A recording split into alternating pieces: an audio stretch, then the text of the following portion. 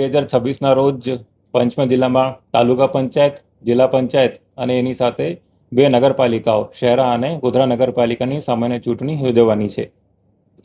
આ ચૂંટણીમાં જે મતદાન મથક છે એના ઉપર જઈને સવારે 7 વાગ્યાથી લઈને સાંજના 6 વાગ્યા સુધી મતદાર જઈને મતદાન કરી શકશે। જિલ્લામાં કુલ 1288 મતદાન મથકો ઊભા કરવામાં આવ્યા છે અને ઉનાળાના સિઝનમાં ધ્યાન રાખીને ખાસ કરીને તમામ મતદાન મથકો ઉપર પૂરતી વ્યવસ્થાઓ સુનિશ્ચિત કરવામાં આવી છે। તમામ ચૂંટણી અધિકારીઓ અને આરોગ્ય તંત્રને આ વિષય પર અમે ખાસ સૂચનાઓ આપી છે। જિલ્લામાં શાંતિપૂર્ણ વાતાવરણમાં ચૂંટણી થાય એના માટે જિલ્લા ચૂંટણી તંત્ર અને સાથે સાથે પોલીસ તંત્ર સજ્જ છે। દરેક સંવેદનશીલ અને અતિ સંવેદનશીલ મતદાન મથક ઉપર પૂરતો પોલીસ બંદોબસ્ત રાખવામાં આવશે। એ સિવાય સેક્ટર મેજિસ્ટ્રેટ અને પોલીસ સેક્ટર પણ મતદાન મથકે એ રૂટ ઉપર ફરશે।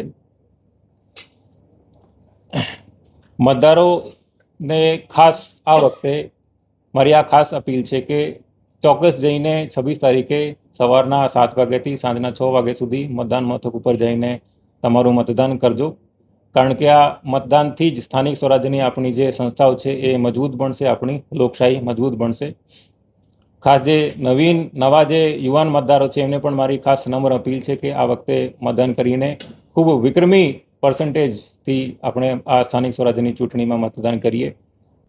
સાથે આપણે યાદ રાખજો કે મારું મતદાન જે છે, મારો મત જે છે એ મારો અધિકાર છે, એ સાથે સાથે મારી ડ્યુટી પણ છે। એ યાદ રાખીને આપણે લોકશાહીના પર્વમાં ભાગ લેવાનું છે।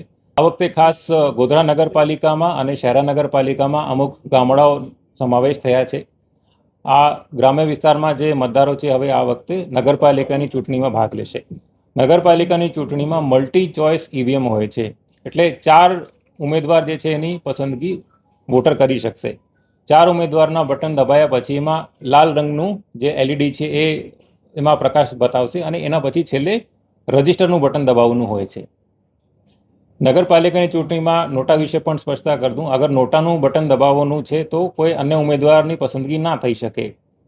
નોટા એકવાર બટન દબાવી દો તો અન્ય કોઈ પણ ઉમેદવારના બટન જે છે એની અંદર લાલ લાઇટ નહીં આવે, સીધે રજિસ્ટર જ કરવાનું થશે। મતદારોને આટલી છૂટ છે કે 4ની જગ્યા 1 અથવા 2 અથવા 3 પણ ઉમેદવારોની પસંદગી કરીને રજિસ્ટરનું બટન દબાવી શકશે અને પોતાનું મત જે છે નગરપાલિકાની ચૂંટણીમાં એ રજિસ્ટર કરી શકશે। ચેનલને લાઇક, શેર અને સબસ્ક્રાઇબ કરવાનું ના ભૂલશો। ધન્યવાદ।